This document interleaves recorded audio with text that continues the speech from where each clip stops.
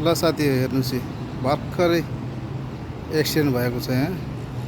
गाडी जुटेर ऊ छेउमा मान्छे पल्टिरहेको छ हेर्नुहोस् है छेउमा म यहाँ माथि 4 तलाबाट खिचिरहेको छु अहिले भर्खर बिहान रङबाट छिरेछ हेर्नुहोस् त उताबाट आउने गाडी यताबाट छिरेर झ्याम्मै हानेछ अहिले बिहानको यहाँ 9 बज्दैछ मान्छे ऊ तल छेउमा पछारिरहेको छ तर पछाडि पनि कसैले छुवाकै छैनन् फेरि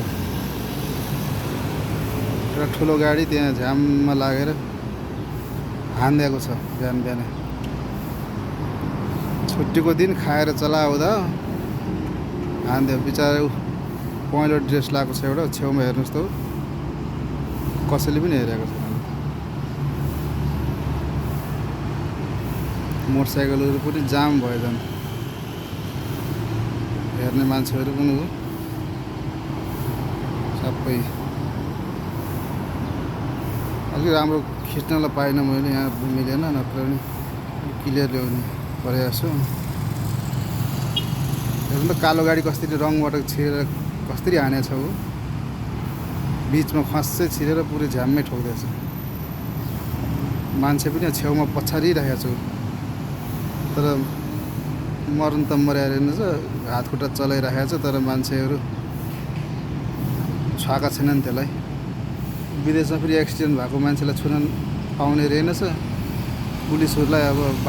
पुलिसको बाटो कुदिरहने एम्बुलेन्सहरू आउला नि यो बिच बाटो हो तपाईँको म जुम गराएको हेर्नु सबै अलि टाढाबाट एक्सिडेन्ट भएकोमा पर हो तपाईँलाई त्यो जुम कि अझै जुम गराउँछु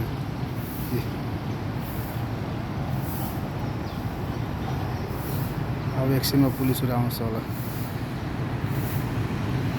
पल्टिरहेको छ यो मान्छेहरू हेरिरहेको हेर्नुहोस् बल्ल पुलिस गाडी पनि आए जस्तो छ अब लक्षण होला सायद अब यस्तरी घुमाएर आउँछ दुईवटा गाडी जुटै छ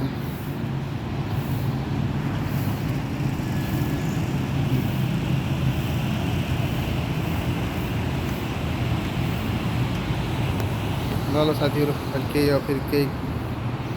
जानकारी गराउँला अहिले पुलिस गाडी आउला भनेको दोजर पो आएको छ के हो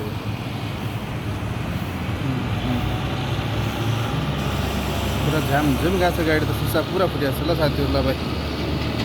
पछि जानकारी गराउँला